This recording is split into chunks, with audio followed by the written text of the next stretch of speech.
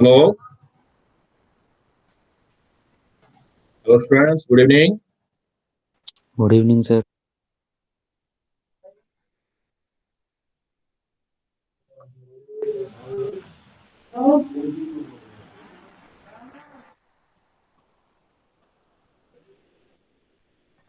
Hello hello students, आवाज आ रही है मेरी? Good evening sir. Hello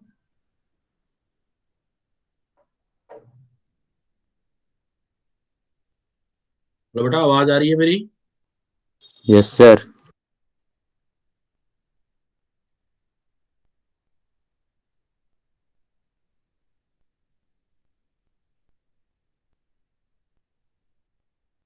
last time मैं कहाँ पर छोड़ा था हम लोगों ने?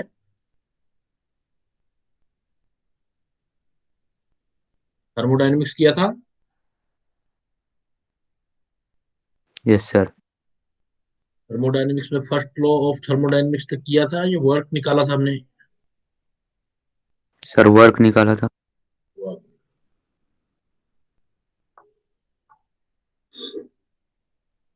देन देखो, एक्चुअली जो सारा वर्किंग है इस चैप्टर में, तो वो 3 लॉज के ऊपर है। वैसे 4 है, एक जीरोथ लॉ भी होता है, बट जनरली हम केमिस्ट्री में फर्स्ट, सेकंड एंड थर्ड जो है वो लॉ पढ़ते हैं। तो फर्स्ट लॉ ऑफ थर्मोडायनेमिक्स,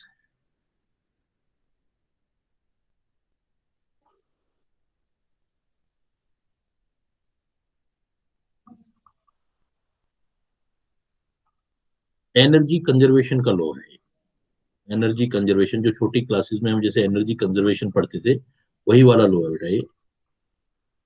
बस इसको अब इस टाइम पे आपने ये देखना है कि ये जो एनर्जी कंजर्व होती है वो कौन कौन सी वाली एनर्जी है और किस फॉर्म में कंजर्व होती है। तो 3 टाइप की एनर्जी कंजर्व होती है। यहाँ पर हम internal energy change, heat flow and work के एलजेब्रिक सम के इक्वल लेते हैं। तीनों एनर्जी की फॉर्म है। Delta E, change in internal energy.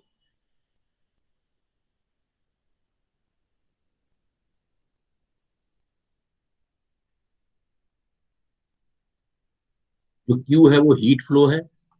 अब साइन बाद में आप इसमें जो है अप्लाई करेंगे। हीट फ्लो, जैसे हीट एब्जॉर्ब हो तो प्लस कर देना है, वोल है तो माइनस कर देना है। हीट फ्लो और वर्क, डब्ल्यू जो है वो आपका वर्क डन है। वर्क डन, इसमें आपने क्या ध्यान रखना है? साइन पुट करते टाइम क्यू का साइन ऑफ क्यू, तो जब भी हीट एब्जॉर्ब हो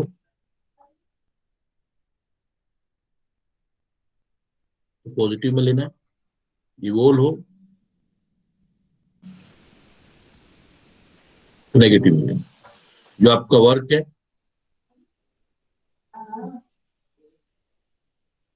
वर्क डन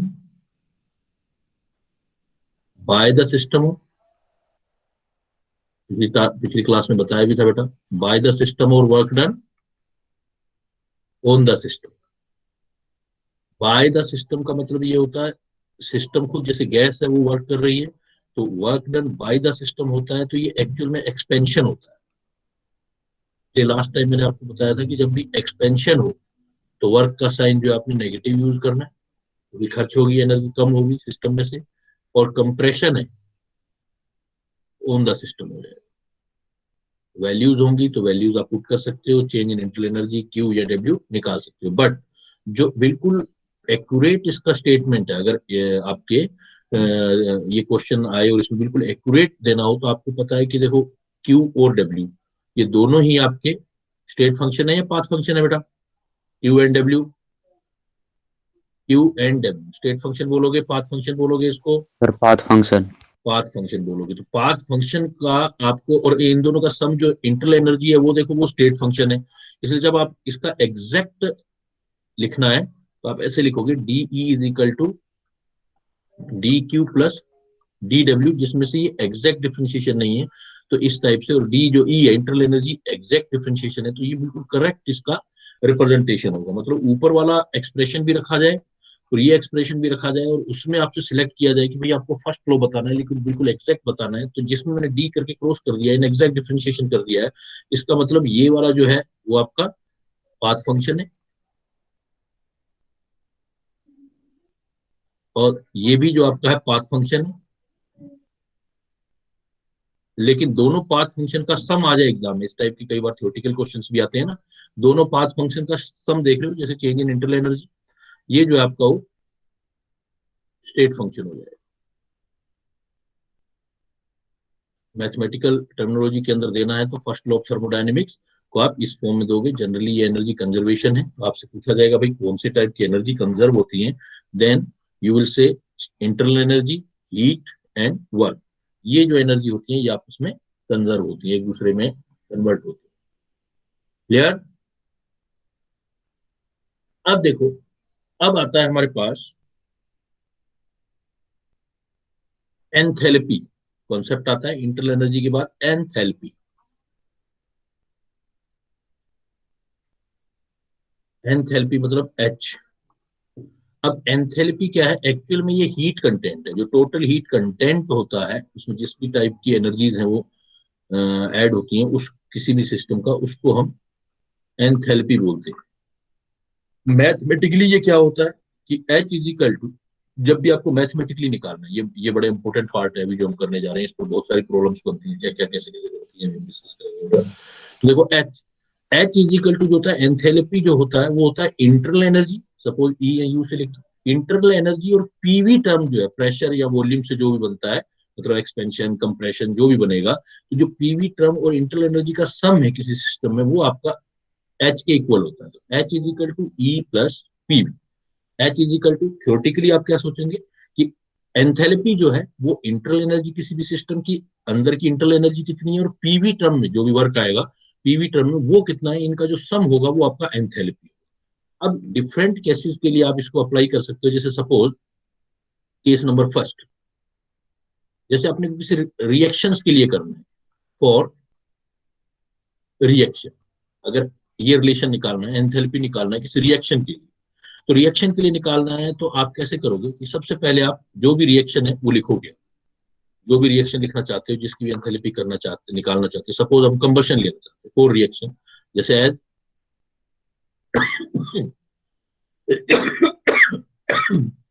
जैसे सपोज हमें ये बनाना है कंबशन ऑफ मीथेन,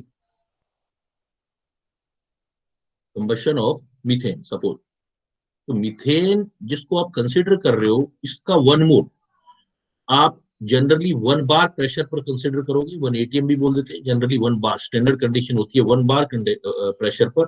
और वैसे टेम्परेचर 25 डिग्री सेल्सियस लेते हैं, मोस्टली लेते हैं, मतलब नॉट ऑलवेज, जरूरी नहीं है कि हम 25 ही लें, ये कंडीशन मस्ट नहीं है, मस्ट कंडीशन होती है स्टैंडर्ड की 1 बार 25 डिग्री सेल्सियस, जनरली ये यूज करते हैं रूम टेम्परेचर। इस पर क्या करेंगे, एक CH4 का बैलेंस इक्वेशन लिखेंगे, जैसे CH4 गैस, कंबशन का मतलब होता है ऑक्सीजन की प्रेजेंस में आप रिएक्शन करोगे तो ये इसका कार्बन सारा CO2 में कन्वर्ट हो जाएगा,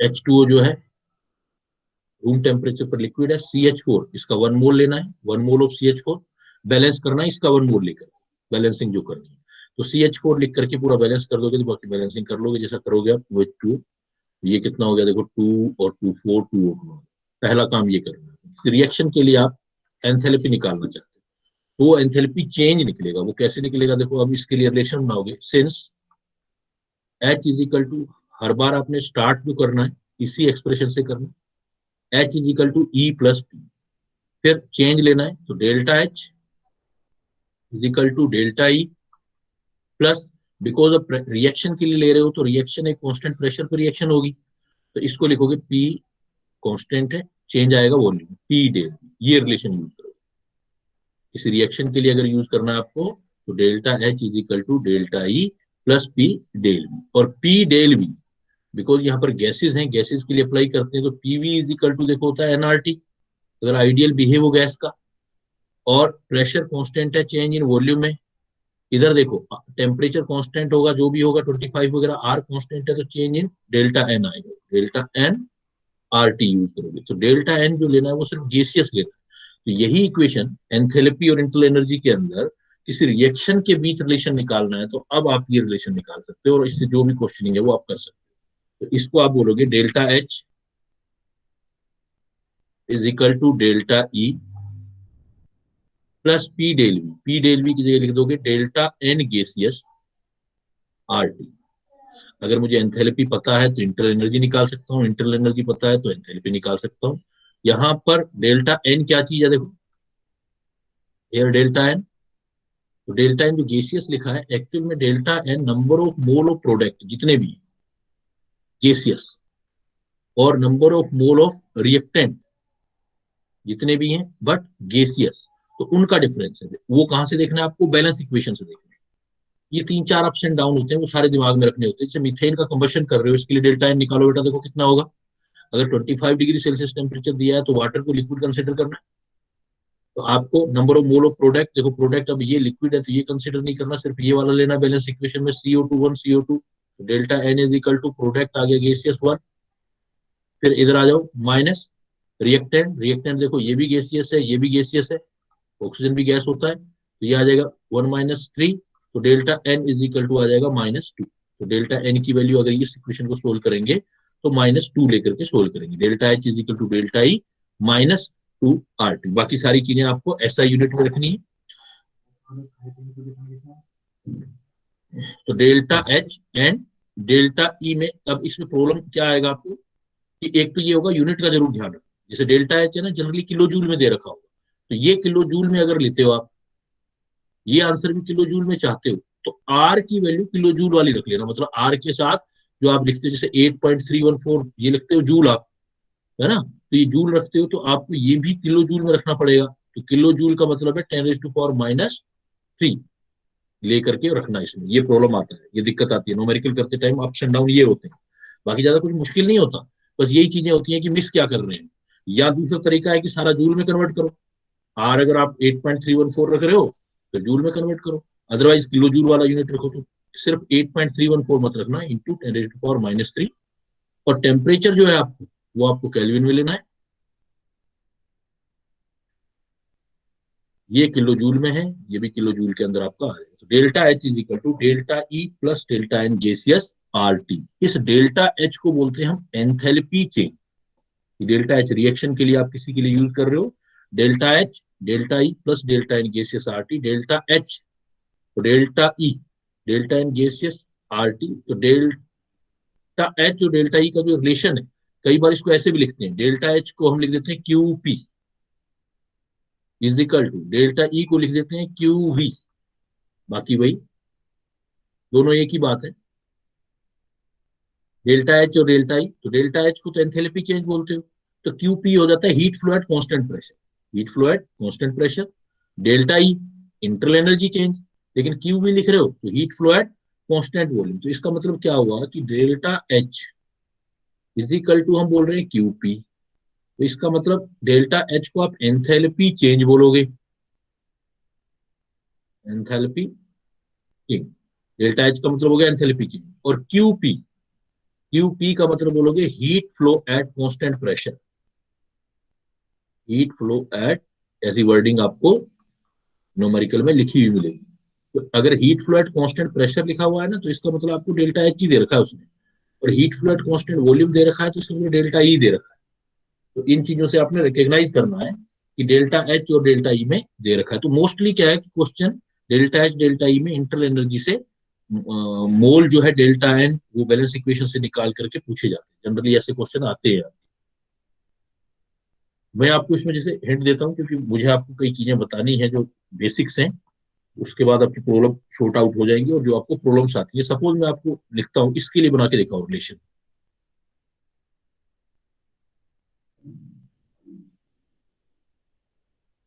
relation between delta H and delta E for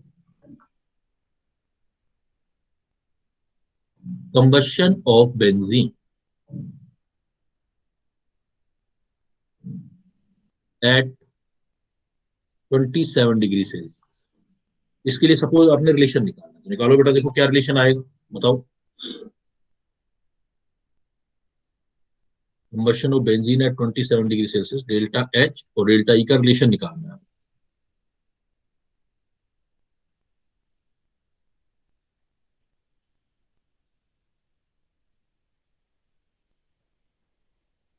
delta H और डेल्टा ई वाला काफी इंपॉर्टेंट रिलेशन है। ये निकालना सीख जाओगे तो बाद में तो वैल्यू पुट करनी है आपने सिर्फ।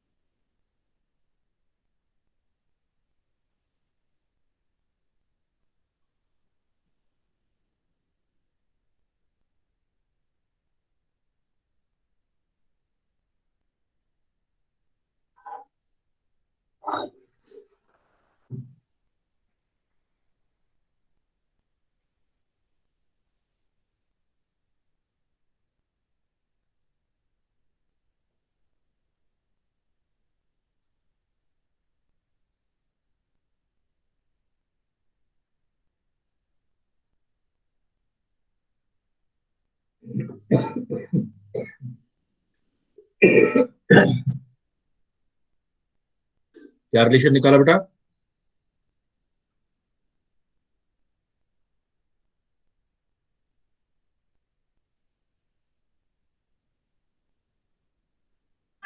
निकाला किसी ने?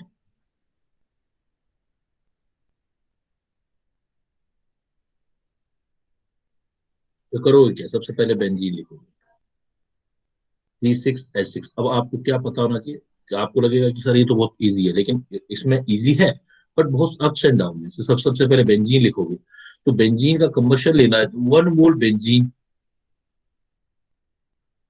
कंबशन करोगे आप O2, और 27 डिग्री सेल्सियस पे CO2 और H2O बनाओगे।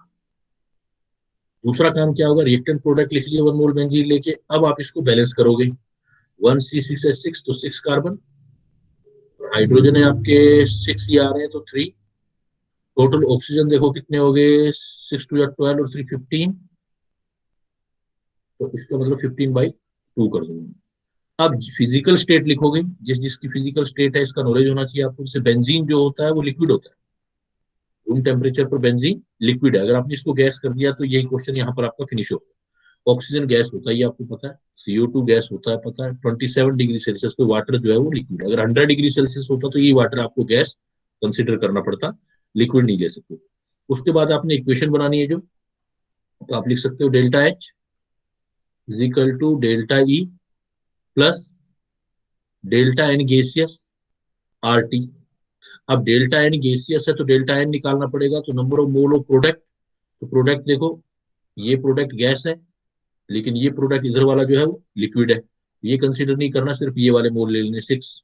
इधर देखो ये लिक्विड है, ये नहीं लेना, सिर्फ रिएक्टेंट लेने, -15/2 का मतलब 7.5। तो इसका मतलब -1.5 डेल्टा एन आ गया गैसियस। तो रिलेशन जब आप यूज करोगे तो delta H is equal to delta E plus delta N की जगह लिखोगे -1.5 RT। अगेन, अगर आप डेल्टा एच किलो जूल में यूज कर रहे हो, डेल्टा ई किलो जूल में चाहिए, तो आर की वैल्यू आप ये यूज कर लो, 8.314 इंटू 10⁻³ टेम्परेचर आप केल्विन में यूज करोगे, जितना 27 है तो 300 केल्विन। तो आपका जो आंसर जो चाहिए वो आपका आ जाएगा। तो बैलेंस इक्वेशन कौन कौन सी फिजिकल स्टेट में प्रेजेंट है वो लिखना है, देन आपने आगे बढ़ना है। सपोज एक प्रॉब्लम देता हूं, जैसे मैं आपको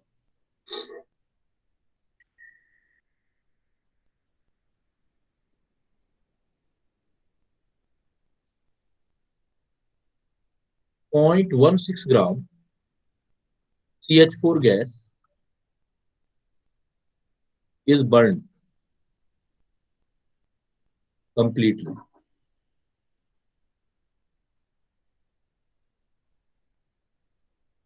in a bomb calorimeter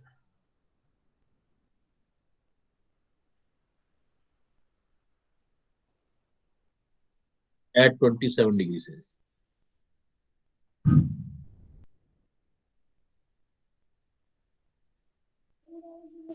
So उस टाइम हुआ क्या, there is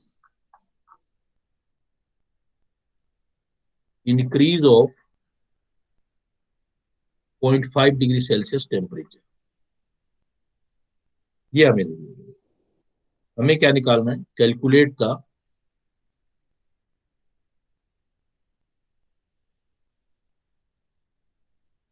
enthalpy of combustion.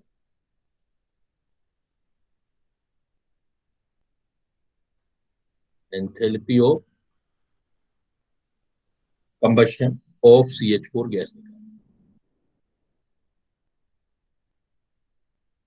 ये हमें कैलकुलेट करना है। अब देखो इस केस में जो हमने चीज जो पढ़ी है लगानी तो वही है, लेकिन कुछ ना कुछ अप्स एंड डाउन होंगे क्वेश्चंस के अंदर, कुछ ना कुछ पॉइंट्स जो होंगे वो रहेंगे।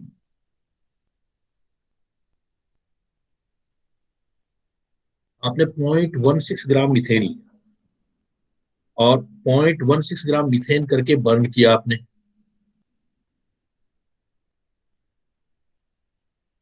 अब इसमें कई पॉइंट्स हैं। इसके अंदर क्या है कि पहला पॉइंट ये है कि आपने 0.16 ग्राम लिया हुआ है, और दूसरा पॉइंट ये है बॉम्ब कैलोरीमीटर है, तो बॉम्ब कैलोरीमीटर का मतलब आ गया क्लोज्ड वेसल्स। क्वेश्चन यहाँ है, पहला एक पॉइंट यह बॉम्ब कैलोरीमीटर है तो इसका मतलब है बेटा क्लोज्ड वेसल्स। वेसल्स जो क्लोज ली जाती है तो उसमें जो चेंज किया जाता है वो आपको निकालते हो, वो इंटरनल एनर्जी होती है, मतलब डेल्टा ई की वैल्यू आएगी इससे आपके पास।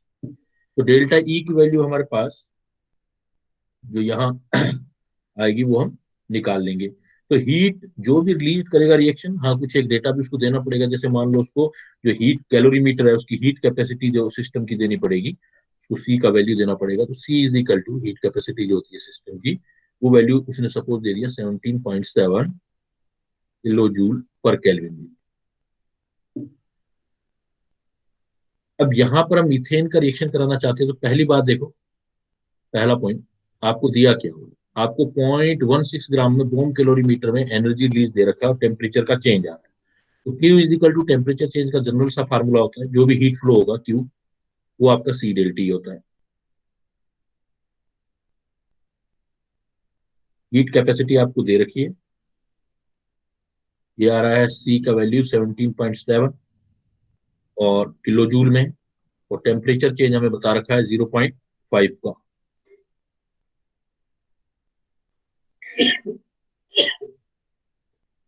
तो इसको सोल्व कर लेंगे हम, तो आधा रह जाएगा अप्रोक्सीमेट 8.5 किलो जूल क्यू आ गया।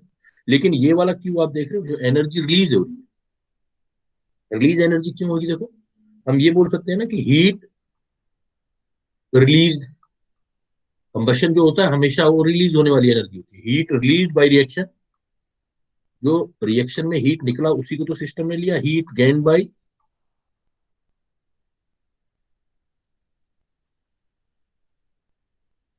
कैलोरीमीटर, कैलोरी सिस्टम कुछ भी बोल दो। इसलिए हीट जो होगी रिलीज होगी तो आप माइनस में आप बोलोगे क्यू जो है रिलीज हो रही है, तो साइन लगा देना। और दूसरी बात है बॉम्ब कैलोरी मीटर के अंदर है, तो ये क्यू एक्चुअल में heat flow at constant volume हुआ, मतलब ये इंटरनल एनर्जी चेंज हुआ, इंटरनल एनर्जी चेंज हुआ और एनर्जी रिलीज रिलीज हो रही है, इसलिए आप कहोगे 8.85 किलो जूल हीट रिलीज हो रहा है।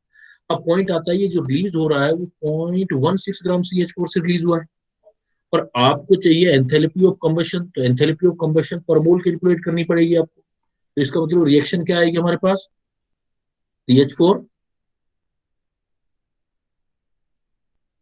कंबशन जैसे अभी किया था आपने,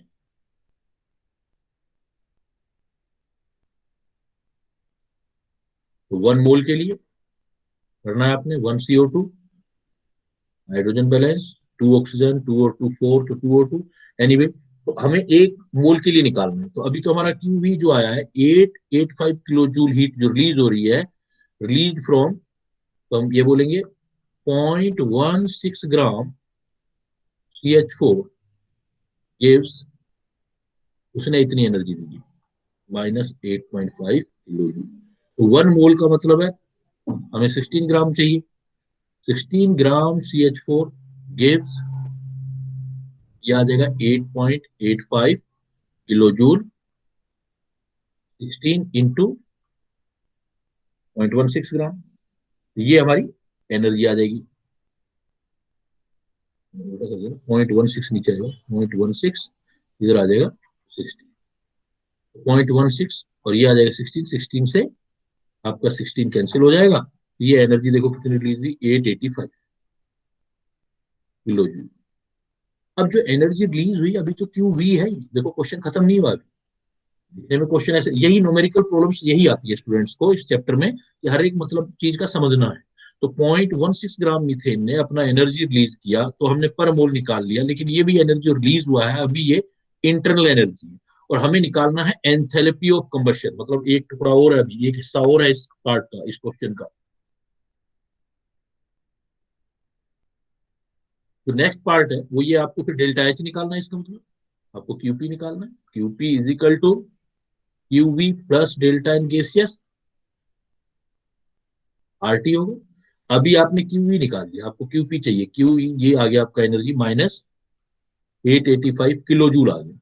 डेल्टा एन निकालना पड़ेगा ऊपर से, रिएक्शन से बैलेंस इक्वेशन फिर यूज करनी पड़ेगी। 1 मोल CH4 गैस, 2O2 गैस, ये गैस, लेकिन ये लिक्विड, तो इसको यूज नहीं करना। तो डेल्टा एन की वैल्यू प्रोडक्ट, 1 मोल है प्रोडक्ट का, माइनस रिएक्टेंट 1 ये और 2 ये गैसेज हैं, ये -2 आ गया। तो -2, आर की वैल्यू ध्यान रखनी है, 8.314 इंटू 10⁻³ रखना, बिकॉज किलो जूल में चल रहे हो, आंसर सारा किलो जूल में आएगा। और टेम्परेचर आपको 27 डिग्री दे रखा है, 300 केल्विन करना है। तो अब जो आंसर आएगा वो आपका क्यूपी मतलब एंथैल्पी आएगा, वो आंसर आपका एंथैल्पी आएगा, क्यूपी आएगा। क्यूपी मतलब डेल्टा एच भी बोल सकते हो उसको आप, और एंथैल्पी ये। तो ये फाइनल रिजल्ट आपने ये देना है। क्लियर? किसी को कोई चीज इसमें पूछनी है तो डिस्कस कर सकता है, पूछ सकता है कि क्या क्या देखो अप्स एंड डाउन आए, कहाँ कहाँ किस किस चीज का यूज किया आपने। अब इसी तरह के क्वेश्चन जब बहुत सारे आप बनाओगे तब आपको आइडिया लगने लग जाएगा कि मुझे इस क्वेश्चन, कोई भी क्वेश्चन आता है तो ऐसे मूव करना है।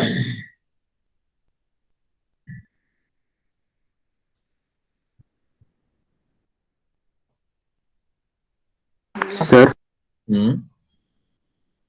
सर मैंने एक डाउट भेजा था सर आपको व्हाट्सएप पे, सर वो बता देना। डाउट, डाउट कब भेजा था? सर 2 दिन पहले ही भेजा था। अभी बोल दो, इसमें बता दो मेरे को, बोल के बता दो क्या क्वेश्चन था, क्या डाउट है।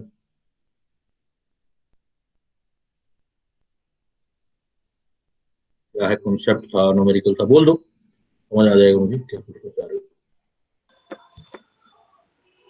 सर ये कंसीडर द फॉलोइंग सेल हाँ with hydrogen electrodes at different pressures P1 and P2। हाँ। और सर एक सेल इक्वेशन दिया हुआ है, एच प्लेटिनम H2, फिर H प्लस, ये 1 मोल और प्रेशर P1, और सर प्लेटिनम H2 और प्रेशर P2। मैं समझ गया, आपका ये कंसंट्रेशन और सर सेल के इसका बारे में, ईएमएफ निकालना है। कंसंट्रेशन सेल दे रखा होगा, यस सर।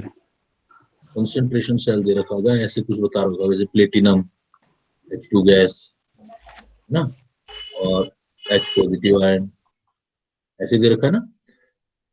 Yes sir. और आगे फिर ऐसे दे रखा होगा, फिर H पॉजिटिव आयन फिर दे रखा है उसमें प्रेशर के लिए, या वो एक ही था H पॉजिटिव आयन बीच वाला। Sir concentration H2। Cell, concentration cell का आइडिया है ना। Yes sir. एक सर ये H2 है बाद में। लास्ट में H2 है, ये है। देखो इसमें मैं सर H आपको, प्लस नहीं है, H2 है। सिर्फ H2, H प्लस नहीं है, ये यस वाला सर। नहीं, ये है। तो यहाँ प्रेशर बता रखे होंगे फिर आपको, इधर P1 P2 कुछ, इसका और इसका। Yes sir. तो देखो, हमेशा क्या होता है कि कोई भी सेल होता है, उस सेल के दो पार्ट होते हैं, एक आप लेफ्ट हैंड साइड देखते हो और एक आपकी राइट हैंड साइड होता है, ठीक है। इससे आपको क्या होता है कि सेल का इक्वेशन बनाना होता है। तो जो राइट हैंड साइड में लिखते हो वो हमेशा उसकी कौन सी रिएक्शन लिखोगे आप, जो राइट हैंड साइड में होगा वो आपकी हमेशा एनोड होता है ना। एनोड होता है तो हमेशा कौन सी रिएक्शन लिखोगे इसकी, सेल बनाने के लिए ऑक्सीडेशन। और जो लेफ्ट हैंड साइड आप, मुझे ध्यान नहीं तुम लोगों ने पढ़ा किस तरह से, लेफ्ट हैंड साइड है वो जो आपका होता है हमेशा कैथोड होता है। तो कैथोड में जो होता है वो आपकी उसकी रिडक्शन रिएक्शन। क्लियर। अब देखो, है दोनों साइड ही हाइड्रोजन, है दोनों साइड ही हाइड्रोजन। तो आप एक काम करो, जैसे इसमें अपने क्या लिख सकते हैं, right hand side minus left hand side दोनों अगर एसआरपी वैल्यू करनी है तो वैसे बनाओगे। अब आप बनाना कैसे चाहोगे, आपने कैसे पढ़ा है मुझे वो बताओ, क्योंकि मैं अपने तरीके से बताऊंगा, क्योंकि इसमें अलग अलग मेथड होते हैं। आप क्या सेल ऐसे ही बनाते थे या कोई और तरीके से बनाना सीखा हुआ है आपने? कोई भी एक रिएक्शन होती है, सपोज सर सपोज जैसे मैं आपको ये बताऊं, आपने ये रिएक्शन लिखी होगी, सिंपल रिएक्शन लेके जाता हूँ मैं। जैसे Zn2 positive Cu2 positive Cu करते हो, है ना। तो इसमें ये राइट हैंड साइड लिखते थे ना, ये वाला राइट हैंड साइड होती है ना सेल की, और ये लेफ्ट हैंड साइड है। तो आप इस सेल को जो राइट हैंड साइड वाले का तो क्या लिखते हो आप, oxidation. Yes sir anode. Cu से Cu+2, और लेफ्ट हैंड साइड वाले का रिडक्शन लिखते हो ना, Zn2 पॉजिटिव से Zn। पूरी रिएक्शन ऐसे लिखते थे ना, Cu plus Zn2 positive Cu+2 plus Zn। उल्टा उल्टा लिखते थे, राइट हैंड साइड का Zn का ऑक्सीडेशन, और इसका हम लेते हैं रिडक्शन। जिंक की Cu+2 से रिएक्शन उल्टा लिखते थे ना, Zn2 पॉजिटिव और Cu बनता है, ये रिएक्शन लिखते थे। Zn2 पॉजिटिव मतलब ऑक्सीडेशन, और Cu2 प्लस जो है रिडक्शन। तो इसमें आप इधर वाले का, लेफ्ट हैंड साइड का ऑक्सीडेशन, ये ऑक्सीडेशन, ये ऑक्सीडेशन, और इधर वाले का रिडक्शन करो।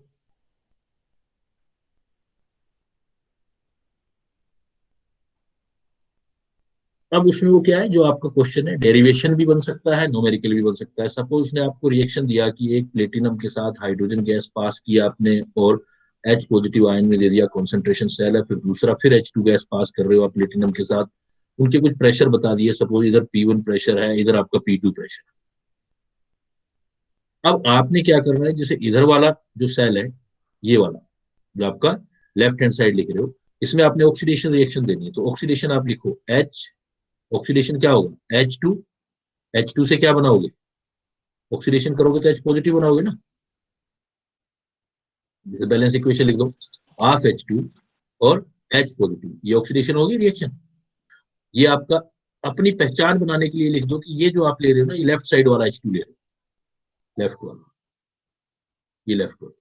दूसरा लिखोगे राइट, जो राइट साइड वाला है इसका लिखोगे आप रिडक्शन। रिडक्शन बनाओगे तो H पॉजिटिव अगेन, उल्टी रिएक्शन लिख दोगे, H positive arrow half H2। लेकिन अब कौन से लिए आपने, ये कौन से वाले हैं रिडक्शन लिया है, वो राइट साइड वाला, आपकी अपनी पहचान की। दोनों रिएक्शन को ऐड कर दोगे तो नेट रिएक्शन बन जाएगी। अब नेट रिएक्शन क्या हुई देखो, हाफ H2 लेफ्ट साइड वाला plus H positive ion right side वाला, arrow H positive ion left side वाला, ऊपर जो सेल में पड़ा है उसके हिसाब से, और प्लस हाफ H2 और राइट वाला। तो इसके लिए आप नियरनेस्ट इक्वेशन लगाते हो तो क्या लिखते हो, E is equal to E naught, E naught minus 0.059 upon n। N one electron का चेंज ले रहे हो ना, ऊपर देखो एक एक इलेक्ट्रॉन का चेंज लिया है हमने तो, है ना। तो एन की वैल्यू आ जाएगी 1 इलेक्ट्रॉन का चेंज लॉग। अब एक चीज देखो, H प्लस आयन तो कॉमन है ना दोनों के लिए, H प्लस आयन, तो H प्लस आयन राइट और लेफ्ट वाला छोड़ दो आप, जरूरत नहीं है लिखने की, कैंसिल ही हो जाएगा। H पॉजिटिव आयन अगर वो भी अलग अलग होता तो अलग अलग लेते, तो इसको लिखने की आपको जरूरत नहीं है, ये तो सेम है। लेकिन इनके प्रेशर अलग अलग दिए रखे हैं, एक का P1 दे रखा है, एक का P2 दे रखा है। तो यहाँ क्या लिखोगे लॉग, ये देखो हाफ H2 कौन से वाली साइड वाला है, यहाँ पर आ रहा है राइट साइड वाला है ना, राइट साइड में क्या है ऊपर देखो कितना प्रेशर है, प्रेशर ऑफ H2 कौन से साइड वाला, राइट वाला, राइट साइड वाला, और उसकी पावर हाफ, क्योंकि हाफ ले रखा है। नीचे आ जाएगा प्रेशर ऑफ H2, कौन से साइड वाला, लेफ्ट साइड वाला, उसकी power half. E naught cell concentration cell का हमेशा जीरो होता है, तो E is equal to zero minus 0.059। आगे ले आओ हाफ, दोनों की पावर हाफ है तो हाफ आगे ले आओ, half log PH2, right side वाला P2 था, लेफ्ट साइड वाला P1 है। अब अगर P2 P1 की वैल्यू दे रखी है तो रख दो, क्वेश्चन शॉर्ट आउट हो गया। तो आपको ये सेल बनाना आना चाहिए, कुल मिला के बात ये है। जो बेसिक नॉलेज उस चैप्टर का था कि सेल कैसे बनाते हो आप, तो सेल बना करके हम ये बनाएंगे 0.059। अब जो भी कैलकुलेशन है आप बना सकते हो। बोलिए। सर ऑप्शन कुछ ऐसे दे रखा है, RT/F ln P1/P2, RT/2F ln P1/P2, ऐसे दे रखा है सर। तो उसमें उसमें दे रखा है, तो ये वाली चीज नहीं दी ना उसने। 0.059 लिख करके उसकी जगह क्या लिखा है, जो बेसिक इक्वेशन है आपकी, E is equal, nearest equation क्या थी आपकी, E is equal to E naught minus क्या होता था 2.303 RT अपॉन NF लॉग, अब जो भी ये करना है आपने, तो P2 अपॉन P1। तो ये चीज ऐसे पूछ रहे हो, ऐसे लग रहा है जैसे आपको इसका ये बेसिक सा कुछ पता नहीं है, बिल्कुल भी ऐसे पढ़ावा ही नहीं है जैसे कुछ। ये चीज कैसे बनी है पता है ना, नियरेस्ट इक्वेशन में। Yes sir. तो ये वही चीज तो है। अगर RT की टर्म में दे दिया तो RT, अब 2.303 हटाना है तो नेचुरल लॉग लिख देना, ये तो जीरो हो जाएगा।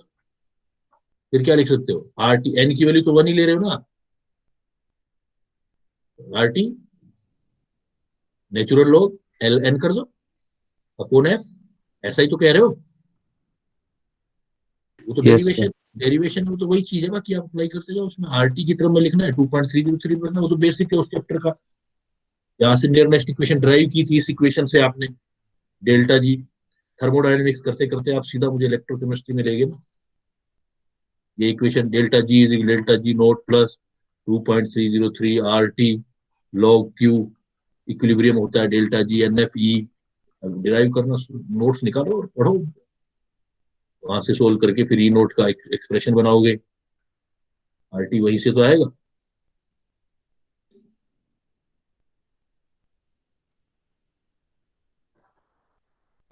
Okay sir.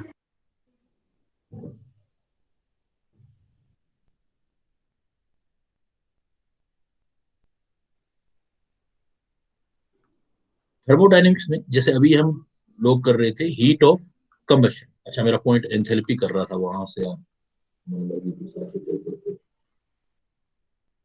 वहां से देखो, एंथैल्पी वाला पॉइंट बता रहा था, और मैंने केस फर्स्ट बताया था आपको फॉर रिएक्शन, फॉर रिएक्शन। तो केस फर्स्ट फॉर रिएक्शन के लिए आपने निकाला, तो मैंने बताया कि delta H is equal to delta E plus delta N gaseous RT use करो। अगर रिएक्शन है, जैसे अभी रिएक्शन के क्वेश्चन भी किए। अगर केस सेकंड है कि आपको बोल दिया जाए कि आइडियल गैस है, फॉर आइडियल गैस में कोई चेंजेस कर रहे हैं और उसमें हमें एंथैल्पी चेंज वगैरह निकालना है, तो देखो अगेन बेसिक फॉर्मुलेशन वहीं से स्टार्ट करोगे, H से। H is equal to E plus P, जहां से भी क्वेश्चन आ जाए, इस पर बहुत क्वेश्चन मिलते हैं इस पर। H is equal to basic formula वही।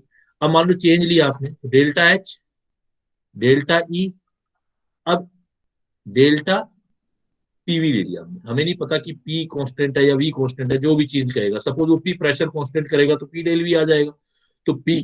और अभी हमने इसको छोड़ दिया PV।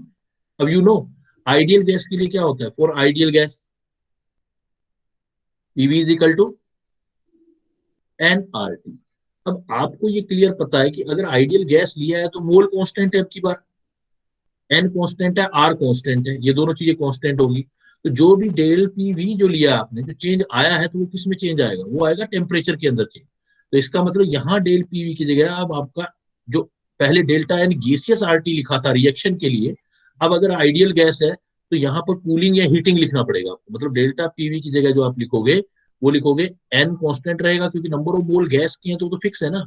एक्चुअली क्या होगा कि किसी गैस को आप कंटेनर में लेते, इसको जितना प्रैक्टिकली सोचोगे चीजों को, उतने आपके आंसर ज्यादा क्लियर आएंगे। जब कंटेनर में रहते हो, पिस्टन लगा होता है ऊपर, तो गैस की जो मोल है वो तो कांस्टेंट रहेंगे ना, अंदर ही है वो तो मोल, वो कम ज्यादा थोड़ी होंगे। एन कांस्टेंट, हाँ ये पिस्टन ऊपर जाएगा या नीचे जाएगा तो उससे क्या होगा, आर कांस्टेंट है यहाँ पर, एन भी कांस्टेंट है, तो जो प्रेशर या वॉल्यूम में जो भी चेंजेस आएंगे उससे उसके टेम्परेचर में चेंज आएगा। तो डेल्टा पीवी की जगह अब आपने लिखना है एन आर डेल्टा टी।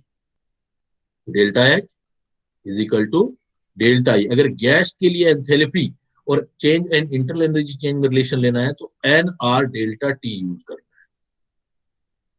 और यहां देखो रिएक्शन के लिए किया था, तो क्योंकि रिएक्शन में तो ये मोल चेंज हो जाएंगे, रिएक्टेंट से प्रोडक्ट बनेंगे तो नंबर ऑफ मोल चेंज हो जाएंगे रिएक्टेंट और प्रोडक्ट के। तो रिएक्शन के लिए डेल्टा एन गैसियस आरटी था, क्योंकि एक रिएक्शन जो होती है वो कांस्टेंट टेम्परेचर पर स्टडी करते हो आप, इसलिए डेल्टा एन में चेंज था।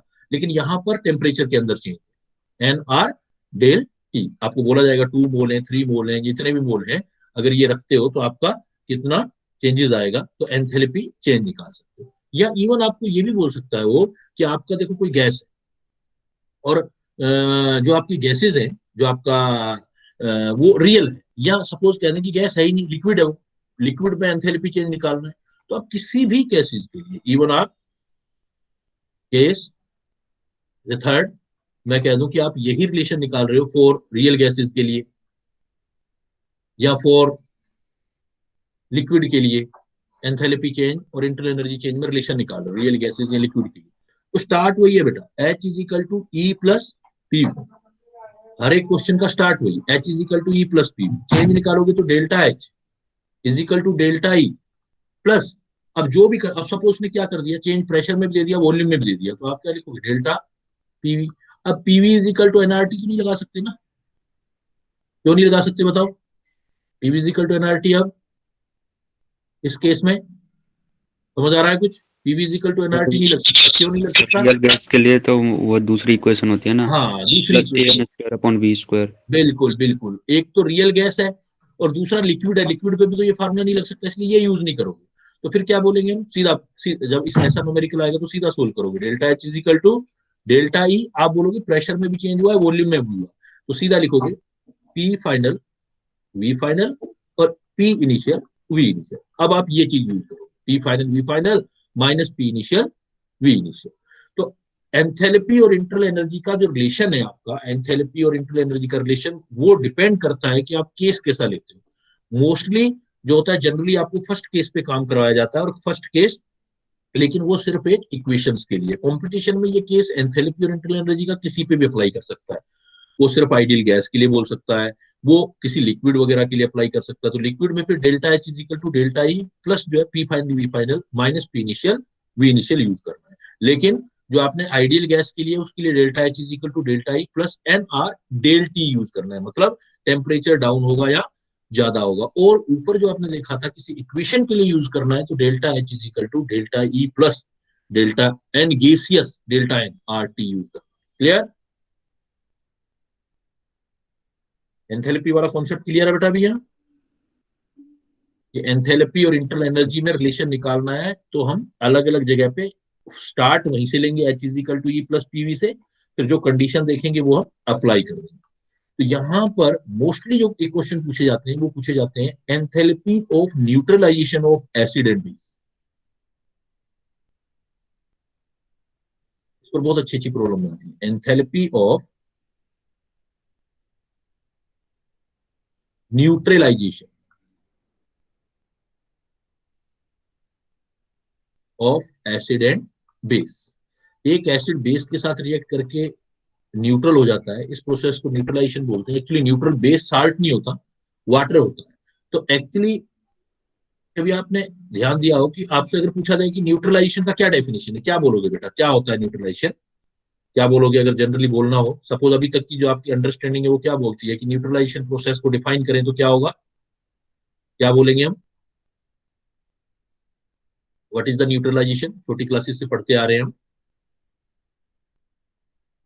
Sir cancelling the effect of acid and base. Cancelling the acid and base, generally देखो ऐसा बोलते हैं, लेकिन एक्चुअली ये है ही नहीं, ये तो छोटी क्लासेस में पढ़ते थे। एक्चुअली होता क्या है neutralization, H positive of acid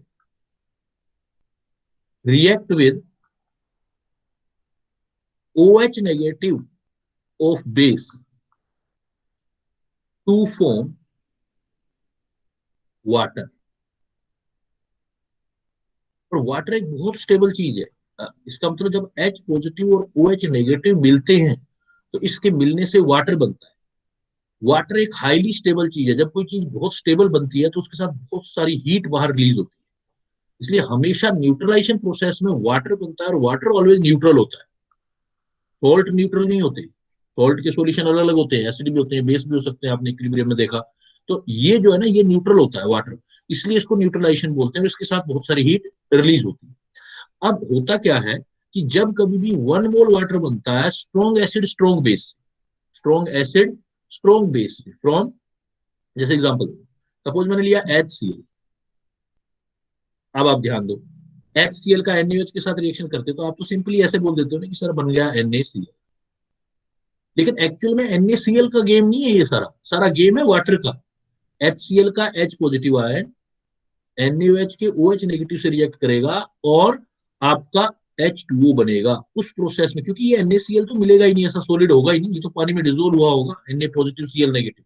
उसके साथ जो हीट निकलेगी ना, उसको बोलते हैं हम हीट ऑफ न्यूट्रलाइजेशन। तो neutralization always exothermic process, heat release होगी। तो न्यूट्रलाइजेशन जो होता है एक्चुअल में H पॉजिटिव ऑफ एसिड जो है वो रिएक्ट करते हैं OH negative base to form water, इसको हम न्यूट्रलाइजेशन बोलते हैं with evolution of amount of heat, always exothermic process. ये प्रोसेस जो है आपका ऑलवेज एक्सोथर्मिक है, इसमें हमेशा हीट निकलेगी। और इस कॉन्सेप्ट पे बहुत सारे प्रॉब्लम्स आपसे पूछे जाते हैं, क्योंकि काफी इंटरेस्टिंग है और काफी इंपोर्टेंट भी है, कॉन्सेप्चुअल भी है।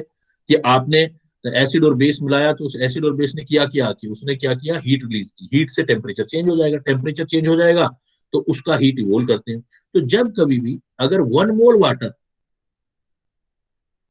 1 मोल water from strong acid and strong base से बनता है, from strong acid and strong base, तो आपका fix amount of heat release होगा, मैक्सिमम इसी में रिलीज होगा। 1 मोल water from strong acid and strong base. तो तब आपकी जो हीट रिलीज होगी ना, क्यू न्यूट्रलाइजेशन, या जिसको हम न्यूट्रलाइजेशन एंथैल्पी भी बोल देते हैं, वो आपकी फिक्स है, रिलीज होगी मतलब -13.7 किलो कैलोरी, 13.7 किलो कैलोरी पर मोल वाटर, पर मोल वाटर पर। लेकिन किससे, ऐसा किसमें होगा बेटा, strong acid and strong base. Practically सोचो हुआ क्या, आपने वाटर, वाटर में तो ऑलरेडी वाटर तो था ही वैसे ही, आपने वाटर तो ले रखा, उसके वाटर के अंदर HCl डाला। अब HCl स्ट्रॉन्ग है तो जाते ही उसने क्या बना दिए, जितने उसके पास थे वो सारे के सारे आयोनाइज होकर H पॉजिटिव और Cl नेगेटिव बना दिए। आपने बेस डाला सपोज NaOH, यही वाला उठा रहा हूं मैं दोबारा, बेस डाला तो वाटर में जाके क्या बना देगा बेटा, जाते ही 100% Na positive and OH negative. फिर जो इसके H पॉजिटिव और OH नेगेटिव है, ये आपस में रिएक्ट करके एक्स्ट्रा वाटर बनाएंगे, तब हीट रिलीज होगी जो इसको गर्म करना स्टार्ट कर देगी। तो ये जो हीट होती है फिक्स होती है जब कभी भी स्ट्रॉन्ग एसिड और स्ट्रॉन्ग बेस, बिकॉज वो ऑलरेडी आयोनाइज होते हैं, उनके H positive ion already present होते हैं, OH नेगेटिव आयन, वो H और OH आपस में रिजेक्ट करके वाटर बनाते हैं। तो पर मोल वाटर फिक्स अमाउंट है एनर्जी निकलेगा, 13.7 किलो कैलोरी हीट रिलीज होगा। जैसे HCl प्लस NaOH, रिएक्शन लिखने को बेटा हम ऐसे लिख देते हैं NaCl प्लस H2O। बताओ कितनी एनर्जी रिलीज होगी, कितना एनर्जी लिखूं साथ में प्लस, -13.7 किलो कैलोरी। देखो, आप देखो मैं क्या बोल रहा हूँ, मैं यहाँ पर प्लस बोल रहा हूँ। प्लस क्यों, क्योंकि मैं इसके साथ लिख रहा हूँ। अगर साथ लिखना है तो प्लस 13.7 किलो कैलोरी, इसका मतलब रिएक्शन में। अलग से दिखाना है enthalpy of neutralisation, because product side आ रहा है, तो प्रोडक्ट साइड है तो इसका मतलब ये चीज रिलीज हुई है, निकली है, इसलिए अलग से दिखाओगे तो -13.7 किलो। क्लियर, कि इतना एनर्जी आपका न्यूट्रलाइजेशन में रिलीज हुआ। यहाँ पर HCl और NaOH जो लिया है मैंने, strong acid and strong base लिया। अब सोचो जरा, अगर मैं आपको ये दे देता हूँ, कंप्लीट न्यूट्रलाइजेशन करते हैं, H2SO4 और NaOH, कंप्लीट न्यूट्रलाइजेशन रिएक्शन करके एनर्जी रिलीज करो, देखो कितनी रिलीज होगी।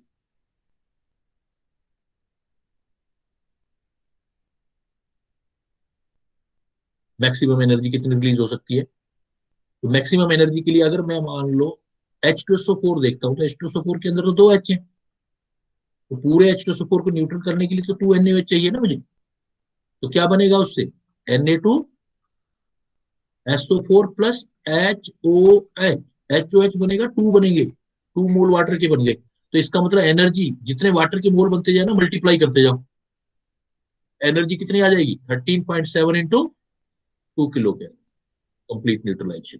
तो वाटर देख करके, और ये ध्यान रखना है कि it should be keeped in mind कि H2SO4 और NaOH अभी कैसे चल रहे हैं। ये एसिड देखो आपका ये स्ट्रॉन्ग है, NaOH जो बेस है वो भी स्ट्रॉन्ग है, स्ट्रॉन्ग एसिड है और स्ट्रॉन्ग बेस है। तो जब भी स्ट्रॉन्ग एसिड या स्ट्रॉन्ग बेस रिएक्ट करते हैं तो एक्चुअली उनके H पॉजिटिव OH से रिएक्ट करके वाटर बनाते हैं, और पर मोल वाटर पर 13.7 किलो कैलोरी एनर्जी रिलीज होता है। बट ये सेकंड लेवल, इफ एसिड और बेस आर वीक, अगर आपके जो एसिड हैं या बेस हैं वो वीक है, कोई भी एक भी वीक है, चाहे दोनों है तब भी चलेगा, तो आपका हीट ऑफ न्यूट्रलाइजेशन इतना नहीं होगा बेटा जितना ये है।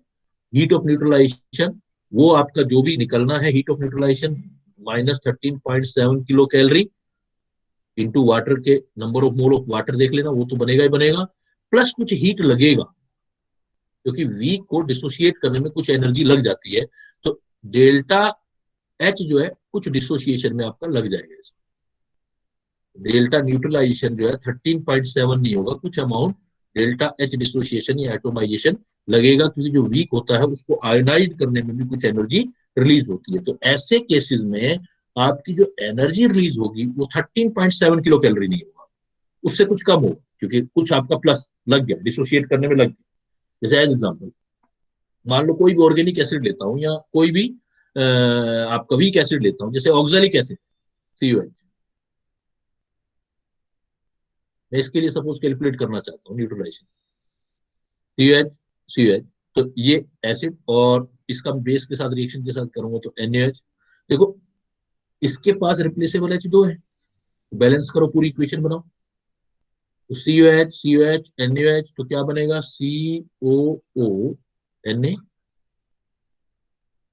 COONA और प्लस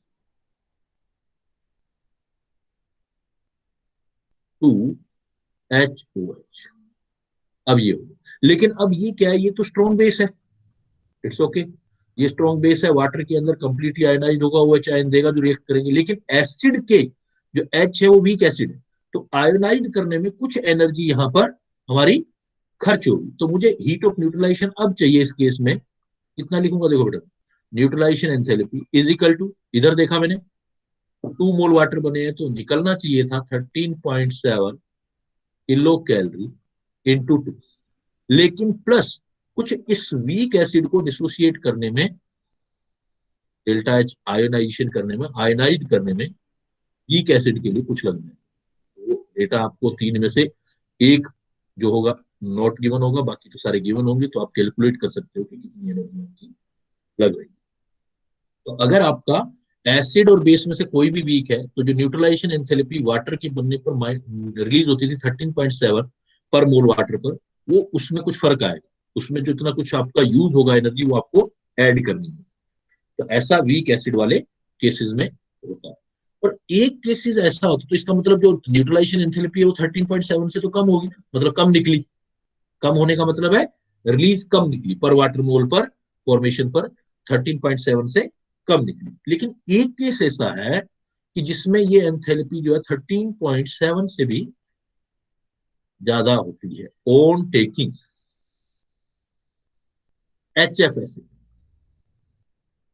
अगर मैं एसिड HF ले लूं तो न्यूट्रलाइजेशन एंथैल्पी देखो, neutralization enthalpy 13.7 kilo calorie release होगी इंटू जितने नंबर ऑफ मोल वाटर होंगे, प्लस HF एक वीक एसिड है तो यहाँ आयनाइजेशन एनर्जी कुछ लगेगी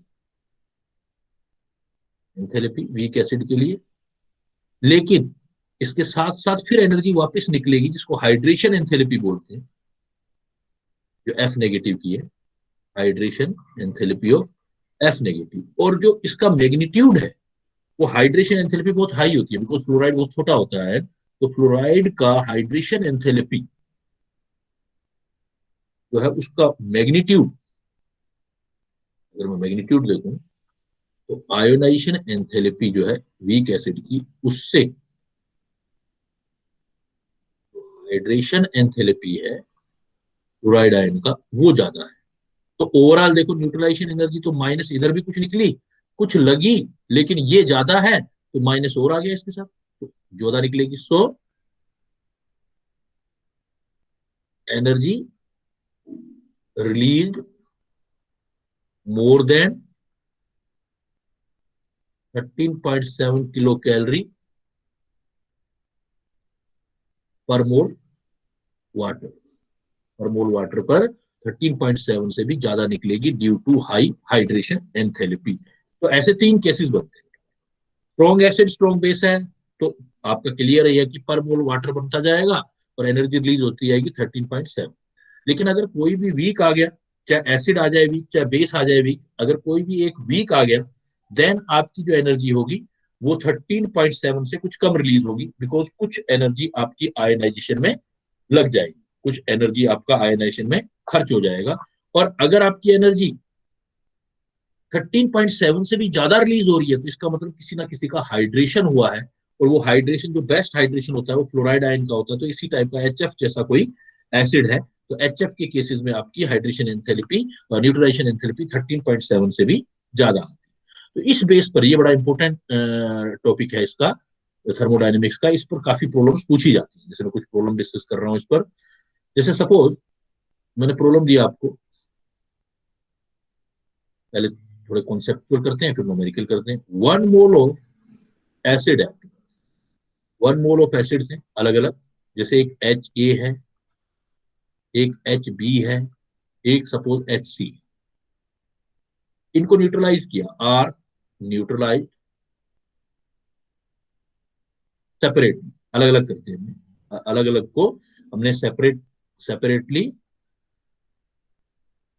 न्यूट्रलाइज किया। और किससे किया? बाय 1 मोल NaOH से किया।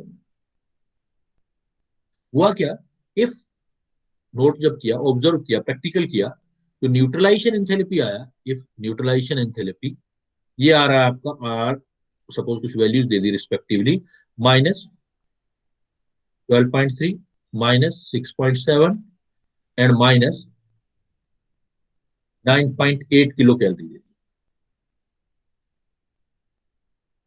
तो हमें क्या करना है, तो सेपरेटली हमने किया, तो रिस्पेक्टिवली ऊपर वालों के लिए ही,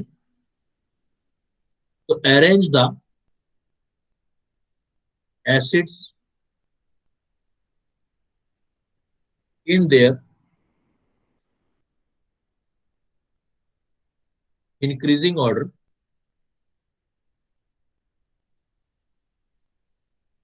of acidic strength.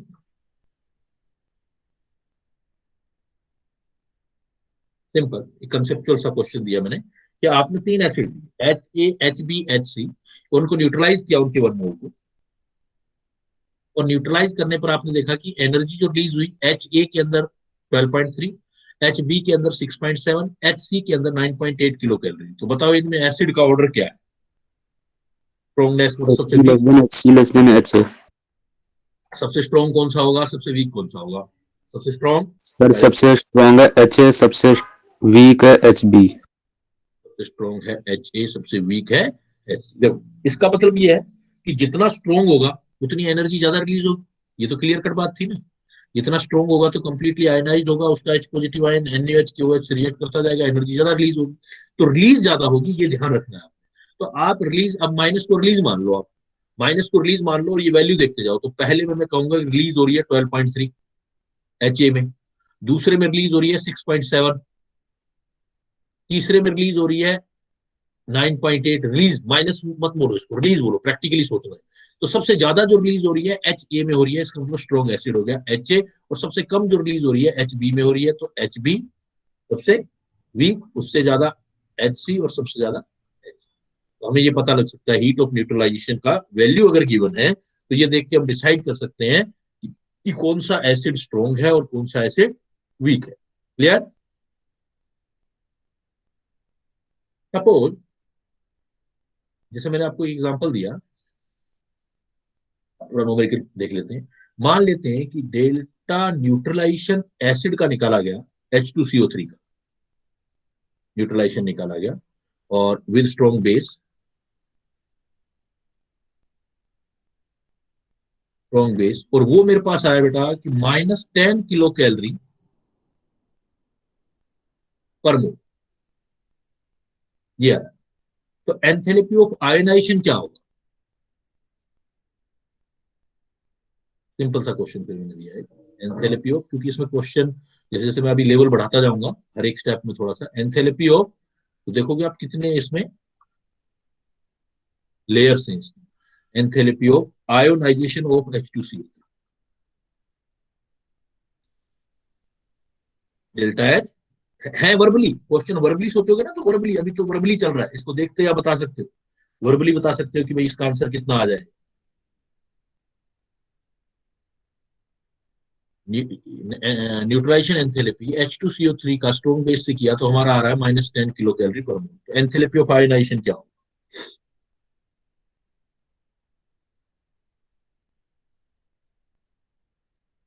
Sir 10/13.7 × 2। Upon नहीं, कुछ गड़बड़ कर दिया ना, देन अपॉन कैसे, जैसे हमने पढ़ा था कि कोई भी weak sir acid, minus minus होगा, माइनस। हाँ, क्योंकि जब भी हम पढ़ रहे हैं तो इसका मतलब H2CO3 जो है इतना आ रहा है, तो ये पता है कि बेस तो स्ट्रॉन्ग है लेकिन एसिड वीक है, और जब भी वीक है तो मैंने सिंपली आपको बताया ना, heat of neutralization is equal to, अब जितने वाटर के मोलिक्यूल, अब देखो पॉइंट कहाँ था कि अब इधर देखो H2CO3 को करोगे तो H2CO3 तो 2H दे रहा है ना, इसका 1 मोल H2 देगा तो हमें 2HOH बनाने पड़ेंगे बेस के साथ, सिंपल सा पॉइंट ये है, क्योंकि 2H देगा तो मुझे HOH, वाटर बनाने में 2H लगेंगे, तो वाटर मोलिक्यूल मुझे 2 बनेंगे H2CO3 में। तो और मेरे पास फार्मूला क्या था, neutralization enthalpy is equal to minus energy निकलती 13.7 किलो कैलोरी इंटू जितने वाटर मोलिक्यूल हो, तो वाटर मोलिक्यूल तो 2 लेने पड़ेंगे, और जो plus ionization energy, plus ionization, ionization energy मतलब जो एनर्जी देनी पड़ेगी मुझे वो वाली है, तो ये फार्मूले से रखना चाहूँ तो फार्मूला रख लो, और वैसे वर्बली भी हो जाता सीधा, क्योंकि 2 मोलिक्यूल वाटर के बनाने हैं तो 13.7 निकलनी चाहिए थी इंटू 2, लेकिन उसमें से कुछ हमारी लग गई तो वो माइनस कर देते, तो न्यूट्रलाइजेशन एंथैल्पी है -10, ये वाली एनर्जी आ जाएगी -13.7 किलो कैलोरी इंटू जितने वाटर मोलिक्यूल हो प्लस डेल्टा आयनाइजेशन H। तो आप डायरेक्ट देखो, डायरेक्ट हिट भी लिख सकते हो, डायरेक्ट हिट करना हो इस क्वेश्चन को तो हमेशा क्या करो आप, न्यूट्रलाइज जो भी आपको आयनाइजेशन एंथैल्पी जब भी चाहिए, आयनाइजेशन एंथैल्पी, तो आप एक काम करो, जो आपकी 13.7 वाली एनर्जी है ना वो, क्योंकि उधर जाके प्लस में हो जाएगी, तो 13.7 kilo calorie into number of mole of water, और माइनस जो आपकी दे रखी है ना, मतलब जिसमें ही दे रखी है, -10 है तो -10 लिख दोगे, न्यूट्रलाइजेशन, न्यूट्रलाइजेशन एंथैल्पी लिख दोगे आप, तो माइनस, या आप ये कह दो कि वैल्यू है तो वैल्यू दे दो, नहीं तो प्लस रखो, न्यूट्रलाइजेशन एंथैल्पी, तो आंसर जो आयनाइजेशन आना चाहिए ना वो प्लस में आना चाहिए, ये -10 हो गया।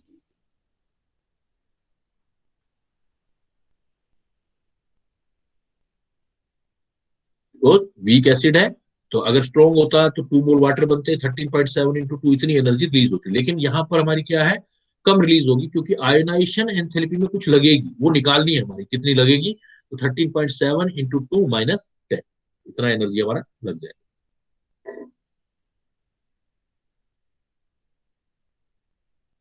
देन थोड़ा सा और इंक्रीज करता हूँ लेवल। अब सपोज आपको ऐसे बोल दिया जाए, अब देखना भाई, एक दो क्वेश्चन दे रहा हूँ,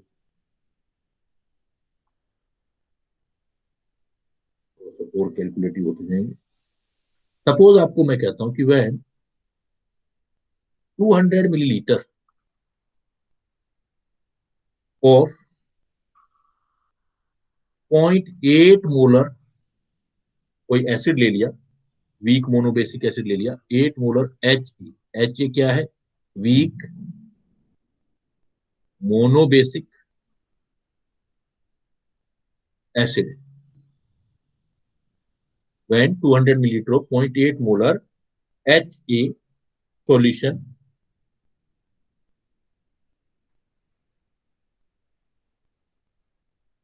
at 25 degree Celsius is mixed with, मैंने किसी के साथ मिक्स कर दिया, इसको प्रैक्टिकली सोचना भाई, इस क्वेश्चन को ज्यादा क्लियरिटी आएगी, mixed with 300 millilitre of 300 millilitre of 0.4 molar NaOH solution. Lab में ऐसे ही करते हो आप, एक सॉल्यूशन लेते हो एसिड का, दूसरा बेस का होता है, उसको मिलाते हो। तो फाइनल टेम्परेचर इसमें जब ऑब्जर्व किया तो फाइनल टेम्परेचर ऑफ सॉल्यूशन बढ़ेगा या घटेगा भाई? Becomes 26.5 degree Celsius. कैलकुलेट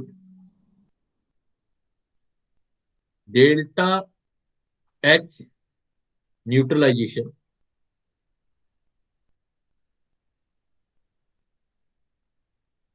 पर मोल ऑफ एच।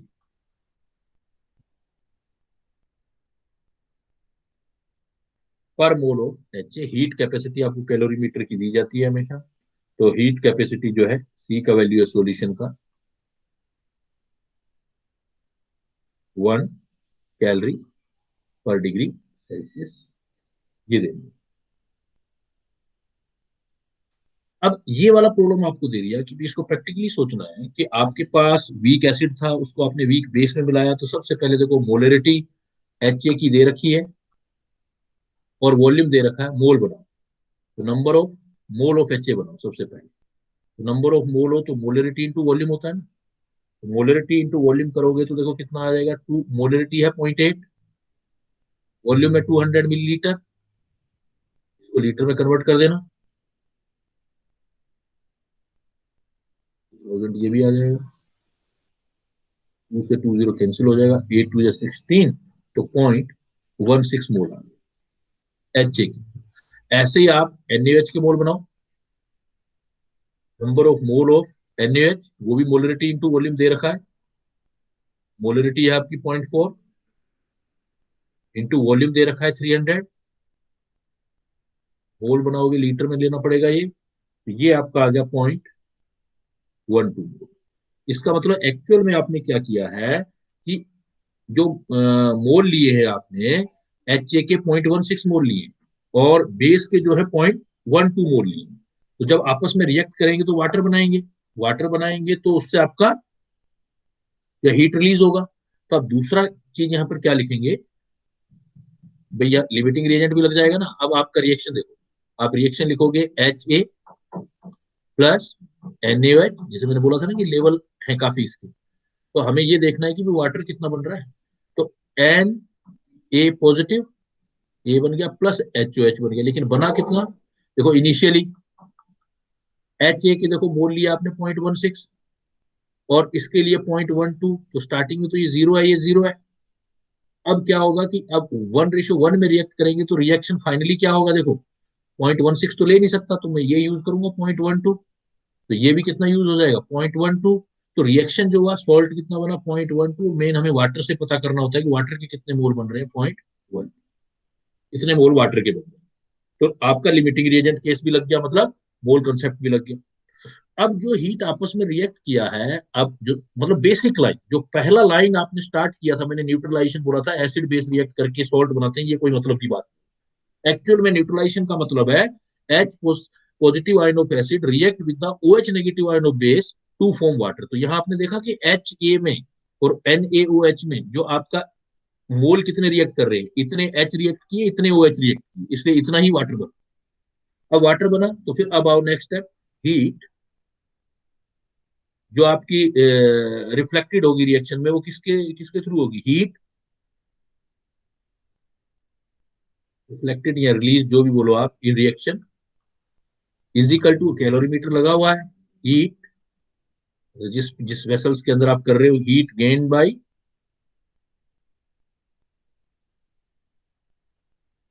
जो भी आपका कैलोरीमीटर है, या जो भी आपका जिसमें भी सिस्टम में दे रहे हो कैलोरी सिस्टम, और उसका फार्मूला होता है C∆T। टेम्परेचर चेंज आपको दिया हुआ है देखो, तो कितना आएगा देखो, हीट सी का वैल्यू और टी का वैल्यू। अब सी का वैल्यू क्या निकालोगे, ये 1 कैलोरी पर डिग्री पर एमएल है, पर एमएल में दिया जाता है। तो देखो आपका, अब ये देखोगे कि आपकी 1 कैलोरी पर डिग्री पर मिलीलीटर के लिए है, लेकिन सी देखो तो सी जो निकालोगे ना टोटल वॉल्यूम से मल्टीप्लाई करोगे। देखो एक और स्टेप आ गया, आपका वॉल्यूम चेक करो टोटल कितना था। आपका 200 मिलीलीटर एक था और 300 मिलीलीटर एक था, मतलब 500 मिलीलीटर था, और ये पर मिलीलीटर है इतना 1 कैलोरी। तो मैं सी कितना लिखूंगा यहाँ पर, पूरा वॉल्यूम है उससे मल्टीप्लाई करूंगा 500 मिलीलीटर इंटू 1, और टेम्परेचर चेंज मुझे दे रखा है 1.5। यहां पर टोटल आ गया 750 कैलोरी। ये आ गया 750 कैलोरी, और 750 कैलोरी में रिएक्ट कितने से कर रहा है, जब 0.12 मोल वाटर बन रहे हैं तो ये कितना आ रहा है, और हमें पर मोल के लिए चाहिए। तो देखो एसिड के कितने मोल रिएक्ट किए, एच के थे तो 0.16, लेकिन मोल तो इतने ही रिएक्ट किए ना, 0.12 मोल। और 0.12 मोल के लिए आपका वैल्यू आया है, एनर्जी जो रिलीज हुई है वो हुई है 750। तो क्या लिखोगे आप, 0.12 मोल ऑफ एच गिव्स, वो एनर्जी जो दे रहा है आपको 750, वो माइनस ही होगी, रिलीज होगी तो -750 कैलोरी। तो आपको 1 मोल के लिए चाहिए 1 मोल of H give 750 divided by 0.12 पर मोल आ जाएगा। ये सोल्व कर लोगे तो ये आपका आंसर है। अगेन देखो, मैं इसको रिपीट कर रहा हूँ क्वेश्चंस को, तो इसमें ध्यान देना, ऐसे क्वेश्चंस आते हैं और जनरली क्वेश्चन काफी पूछा भी जाता है ये। तो पहले देखो मैंने क्या प्रैक्टिकली क्या किया। प्रैक्टिकली सोचो कि एक आपको कुछ सॉल्यूशन दिया गया एसिड का और उसको बेस में मिलाया गया, उसने मिल करके एसिड का एच पॉजिटिव बेस के OH से रिएक्ट करके वाटर बनाएगा। उसके लिए सबसे पहले मैंने कैलकुलेट किया कि एसिड जो लिया मैंने वो कितने मोल लिए, वो देखा मैंने, HA के मोल निकाल लिए, मोलरिटी इनटू वॉल्यूम, तो मेरे पास मोल आए 0.16। मैंने बेस भी देखा कितना है, तो उसके अमोल आए 0.12। मेरे हिसाब से HA रिएक्ट करेगा NaOH के साथ और बनाएगा सॉल्ट, और प्लस बनाएगा वाटर। इस वाटर में H जो है वो एसिड देगा, OH जो है वो बेस देगा। लेकिन H और इक्वेशन ये कह रहा है कि दोनों 1:1 में रिएक्ट करेंगे। एसिड के मोल है मेरे पास 0.16, लेकिन बेस तो 0.12 ही है। तो 0.12 अगर बेस खर्च हो जाएगा तो एसिड भी 0.12 खर्च हो जाएगा, और 0.12 खर्च होकर के 1:1 में जा रहे हैं, तो 0.12 वाटर बनेगा। मतलब मेरा कहने का मतलब क्वेश्चन में क्या दाव पेश था, क्वेश्चन में ये पेश था कि जितने एसिड के मोल लिए वो सारे रिएक्ट नहीं किए। मोल एसिड के कितने लिए थे बेटा, देखो आप, एसिड का मोल कितना लिया था, देखो स्टार्टिंग में कितना मोल दिखाई दे रहा है आपको, एसिड का कितना मोल लिया है, 0.16। 0.16 लिया है ना, 0.16 मोल लिया, लेकिन खर्च कितना हुआ देखो एसिड का, रिएक्शन में कितना पार्टिसिपेट हुआ, 0.12। तो एक सबसे बड़ा पहला लोचा ये आ गया था क्वेश्चन में। ये सीधा सीधा क्वेश्चन नहीं था कि जितना लिया उतना रिएक्ट नहीं किया, रिएक्ट जो कर रहा है 0.12, तो इसकी जो एनर्जी रिलीज होगी वो 0.12 मोल के हिसाब से रिलीज होगी। अब एनर्जी रिलीज करने वाला दूसरा देखो पार्ट कैसे हुआ। एनर्जी रिलीज हुई तो कैसे हुई, एक्चुअली जिस कैलोरी मीटर में आप ये न्यूट्रलाइजेशन प्रोसेस करते हो उसमें वाटर होता है, और वाटर में एसिड बेस रिएक्ट करके जो हीट छोड़ते हैं वो हीट कैलोरी मीटर ले लेता है, और वहां थर्मामीटर लगा होता है, और थर्मामीटर से टेम्परेचर चेंज हो जाता है। तो जो भी हीट रिफ्लेक्टेड होती है रिएक्शन में वो होती है, मतलब रिफ्लेक्टेड कह दो या रिलीज कह दो, जो भी रिलीज होता है रिएक्शन में वो गेन होता है कैलोरी सिस्टम के थ्रू, और उसको कैलोरी सिस्टम को निकालते हैं वो C/ΔT। सी हमेशा याद रखना, पर मिलीलीटर दे रखा होगा तो 1 मिलीलीटर के लिए वन वैल्यू जितनी भी दे रखी है, जितना वॉल्यूम हो टोटल उससे जरूर मल्टीप्लाई करें। क्योंकि आपने क्या डाला था स्टार्टिंग में, 200 मिलीलीटर लिया था एसिड, 200 मिलीलीटर एसिड लिया था, और उसमें मिक्स किया था 300 millilitre aqua solution of base. तो इसका मतलब ये वॉल्यूम तो इतना है ना, 300 और कितना वॉल्यूम हो गया, 500। तो 500 मिलीलीटर के लिए सी की वैल्यू निकालनी, तो सी जो निकलेगा आपका वो जितना वॉल्यूम है 500 इंटू जो वैल्यू है पर मिलीलीटर, वन वैल्यू है 500 के लिए 500 इंटू वन हो जाएगा, इंटू 1.5 इतना टेम्परेचर आ जाएगा। तो इसको आप सोल्व करेंगे तो ये आपका कैलोरी के अंदर आ जाएगा 750 कैलोरी। तो कैलोरी पर डिग्री के हिसाब से है, ये देखो वैल्यू कैलोरी में दे रखा है, पर मिलीलीटर दे रखा है, और 500 लिखूंगा तो मिलीलीटर से मिलीलीटर कैंसिल हो जाएगा। तो ये 750 कैलोरी एनर्जी रिलीज, लेकिन ये रिलीज कितने मोल ने की, देखो एसिड के कितने मोल रिएक्शन में पार्टिसिपेट हुए थे, फिर वहां से सोचेंगे हम कि जो आपने एसिड के मोल जो रिएक्शन में सोचा है वो तो इतने ही मोल गए हैं, 0.12 मोल गए एसिड की। 0.12 मोल ऑफ एसिड जब रिएक्ट किया बेस के 0.12 मोल के साथ, तो एनर्जी रिलीज हुआ 750 कैलोरी। तो अगर 1 मोल होता, क्योंकि पूछ 1 मोल की रहा था, तो 1 मोल होगा तो 750 अपॉन 0.12, बाकी मतलब जो भी होगा वो करने में ये, लेकिन कैलोरी के अंदर आ जाएगा। क्लियर? डाउट हो तो पूछ सकते हो। एक क्वेश्चन ऐसा अभी और दूंगा मैं।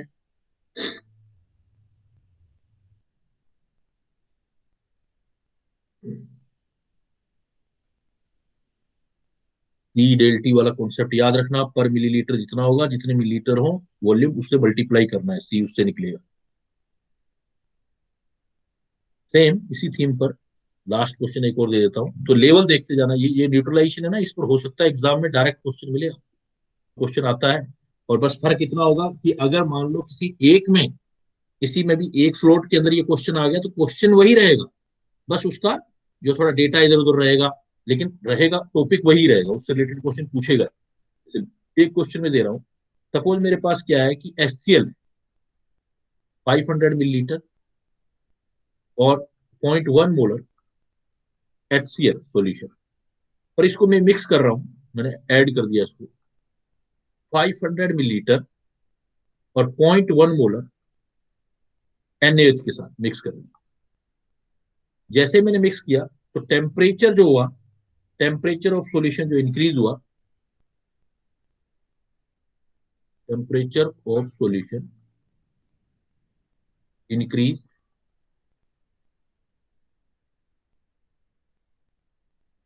Bye T1 kelvin. अब मैंने क्या किया, एक प्रैक्टिकल और किया सेम ऐसा। अनदर एक्सपेरिमेंट में मैंने फिर 500 मिलीलीटर लिया और 0.1 मोलर लिया HCl, और इसको मिक्स कर दिया। अब जो मैंने बेस था ना वो कम कर दिया, 250 मिलीलीटर कर दिया, और 0.1 मोलर NaH के साथ कर दिया, मिक्स कर दिया। अब जो टेम्परेचर आया वो सपोज इंक्रीज इन टेम्परेचर जो आया वो आ गया T2 केल्विन। मुझे रिलेट करना है relation between T1 and T2। भाई दोनों में, एक में अमाउंट का थोड़ा चेंज कर दिया, फिर मैंने टेम्परेचर नोट किया, अब दोनों के अंदर मुझे रिलेशन। तो अब जब भी कंसेप्ट करोगे तो सबसे पहले मोल से स्टार्ट करोगे। जैसे अब आप मतलब उसको सोल्व करोगे तो पहले आप मोल से स्टार्ट करना, पहले में देखना HCl के मोल, number of mole of HCl निकालो पहले वाले में, तो कितना आ जाएगा, 0.1 मोलरिटी है इंटू 500 मिलीलीटर का मतलब हाफ लीटर है, 1/2 हो गया। तो यहाँ से मोल निकाल लिया आपने, तो ये मोल आ गई 0.05। ऐसे ही आपने NaH के निकाल लिए तो सेम ही है, NaH तो सारा सेम है, 0.1 इंटू हाफ लीटर हो गया 500 मिलीलीटर का मतलब, तो ये भी आ गया 0.05। तो 0.05 देखो, अब HCl है तो स्ट्रॉन्ग एसिड है ना, और NaH है तो स्ट्रॉन्ग बेस है। तो उस केस में हमें क्या पता था, अब HCl और ये रिएक्ट करेंगे तो दोनों बराबर मोल रिएक्ट कर जाएंगे, तो हीट ऑफ न्यूट्रलाइजेशन तो डायरेक्ट निकल आएगी ना, HCl प्लस NaH रिएक्ट करेंगे 1:1 में, रिएक्ट करके NaCl प्लस HOH बनाएंगे, तो दोनों के इनिशियल मोल बराबर बराबर है, तो 0.05, ये भी 0.05 है, तो 0.05 रिएक्ट करेगा, वाटर का 0.05 आ जाएगा। तो इसका मतलब एनर्जी कितनी रिलीज हुई मैं निकाल सकता हूँ, हीट निकाल लो पहले वाले से। आप हीट सोचो कि हीट कितनी रिलीज होगी, हो गए सर अगर 1 मोल होता तो 13.7 है, तो इतना कितने मोल होंगे उसके लिए निकाल लेंगे, तो 1 मोल के लिए 13.7, लेकिन 0.05 के लिए निकालेंगे पर मोल ही आ जाएगी, 0.05 13.7 से हमने डिवाइड कर दिया। अगर मैं दूसरे केस में देखूं, इधर वाले में देखो, HCl तो उतना ही है, HCl जितना था आपका, अगेन वही है, देखो 0.05 ही है, लेकिन NaOH तो आधा हो गया उसका, बिकॉज वॉल्यूम कम हो गया। देखो ये 500 है, ये 250 है, अगर ये 500 है, ये 250 है, तो NaOH जो लिखूंगा वो उसका हाफ हो जाएगा, हाफ का मतलब हो जाएगा 0.025 हो जाएगा, वो 50 है, ये 0.025 हो गया। तो फर्स्ट केस में देखो, फर्स्ट केस फर्स्ट केस में टोटल वॉल्यूम 500 इंटू 500, तो एनर्जी जो Q is equal to C del T बताया था मैंने आपको, तो Q निकालोगे तो C जो आएगा बेटा वो आपका 500 और 500 मतलब 1000 मिलीलीटर इंटू डेल टी जो भी आपकी C है, इंटू सी का वैल्यू नहीं दे रखा है तो क्या है, वेसल्स तो सेम है ना, तो सी रख दो 100 सी, और टेम्परेचर चेंज जो आया वो ले लो आप 1000 सी T1 पहले वाले केस में। लेकिन सेकंड केस में देखो, अब तो आधी रिएक्शन हुई है तो एनर्जी हाफ रह जाएगी, तो सेकंड केस में ये आधे रह गए, हाफ रह गए, हाफ रह गए, तो यहाँ पर आपका हाफ रह गया तो वॉल्यूम 250, तो यहां से जब वॉल्यूम निकालोगे तो ये कितना आ जाएगा आपके पास 500 ऊपर 750 इंटू सी इंटू T2, और एनर्जी जितनी आएगी पहले का, सपोज ये एनर्जी क्यू आई थी तो इसका क्यू का हाफ आ जाएगी इसमें, ये हाफ रिएक्शन हो रहा है। ये इक्वेशन फर्स्ट हो गया, ये इक्वेशन सेकंड हो गया। अब आपको इन दोनों को डिवाइड कर दो, इक्वेशन फर्स्ट में से इक्वेशन सेकंड का डिवाइड कर दो, क्या आ जाएगा, Q upon Q/2 is equal to 1000 T1 divided by 750 T2, Q से क्यू आपका कैंसिल हो गया, ये देख लो 25 से तो जाता ही होगा, ये एक जीरो से एक जीरो पहले चला गया, और ये 100 है और ये 75 है, तो 25 4 100, 25 3 आ गया, ये 2 इधर चला गया, तो कितना आ गया T1/T2 जो हो जाएगा 3/2 रेशियो में, T1/T2 का रेशियो, यानी कि T1 इज इक्वल टू 3/2 है ना, 3/2 का मतलब कितना हो गया 1.5 T2 हो गया, T1 डेढ़ गुना हो गया T2 का, T1 जो हो गया वो डेढ़ गुना। तो अगेन देखो, पहले में 500 मिलीलीटर और मोल किया तो हमने देख लिया मोल कितने आ गए 0.05, उससे हमने हीट जो भी थी वो रिलीज निकाल ली, जो भी हीट आना था, हीट भी रख सकते हो, जो भी हमने उसको चेक कैलकुलेट करने की जरूरत नहीं थी, हमें तो ये पता है कि 0.05 के लिए जो हीट आएगी वो इतनी आएगी, वो आएगी सपोज क्यू हीट आई। अगली बार हमने एक तो 0.05 ही लिया, लेकिन दूसरा तो आधा कर दिया ना, तो एनएस तो आधा ही खर्च होगा, तो हाफ ही यूज होगा, तो क्यू जो निकलेगा वो क्यू ना निकल करके सेकंड टाइम में Q/2 निकलेगा, और क्यू निकालने का तरीका वही है, सी डेल्टी, सी को वॉल्यूम से मल्टीप्लाई करना है, तो यहाँ 500 और 500 है तो 1000, सी का वैल्यू नहीं गिवन है, सी रख दो 1000 सी T1, इधर जो है 500 प्लस 250 तो 750 सी इंटू T2, दोनों को हमने डिवाइड कर दिया तो T1 और T2 का रेशियो। तो आप एक चीज देख रहे हो, जिसमें ज्यादा नंबर ऑफ मोल्स रिएक्ट करेंगे तो उसका टेम्परेचर भी तो ज्यादा चेंज होगा, तो T1 में ज्यादा मोल ने रिएक्ट किया, लेकिन उस रेशियो में नहीं हुआ, देखो हीट जरूर हाफ हुई लेकिन टेम्परेचर हाफ नहीं हुआ, टेम्परेचर 1.5 टाइम रहा है उसका। तो इस टाइप की प्रॉब्लम बना सकते हो, क्लियर। तो ऐसे मैंने यहां से आप देखते जाना, ये तीन चार इसमें देखना लेवल, तीन चार लेवल से क्वेश्चंस किए हमने, पहले बिल्कुल सिंपल, पहले थियोरटिकल, न्यूट्रलाइजेशन काफी इंपॉर्टेंट पार्ट है, पहले बिल्कुल सिंपल, भाई इतनी हीट इसमें निकल रही है, इतनी है तो स्ट्रॉन्ग एसिड कौन है वीक कौन है। दूसरे में मान लो कोई एक वीक हो जाए एसिड या बेस, तो आप न्यूट्रलाइजेशन एंथैल्पी कैसे निकालोगे। थर्ड, फिर जब आप मिक्सअप करते जाते हो तो ये कंसेप्चुअल होता है, इसको अच्छे से करना है कि मोल कंसेप्ट भी लगता है, कितनी एनर्जी रिलीज हो रही है कैसे कैलकुलेट करेंगे, और इवन उनके टेम्परेचर भी आप कंपेयर कर सकते हो। जो थर्ड और फोर्थ क्वेश्चन थे वो एक जैसे ही थे, एक में टेम्परेचर दे रखा था, दूसरे में टेम्परेचर निकालना था। डाउट है तो पूछ सकते हो आप न्यूट्रलाइजेशन वाले इसमें, थर्मोडाइनमिक्स का ये काफी इंपॉर्टेंट पार्ट होता है, थर्मोकेमिस्ट्री है। क्लियर है भाई, कि इसमें कोई डाउट तो नहीं है।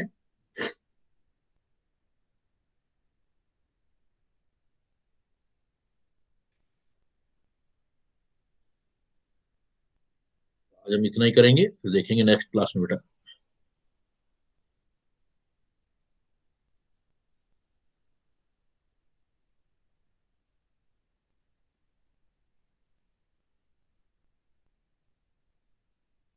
Good evening sir. गुड, तीन चार बार देखना, न्यूट्रलाइजेशन वाला इंपॉर्टेंट है, अच्छे से कर लेना चाहिए, एक दो बार प्रैक्टिस करोगे ना फिर आ जाएगा। पहली बार पहले नहीं किया होता है तो थोड़ा जरूर मुश्किल लगेगा, लेकिन होने लग जाएगा एक दो बार देखोगे।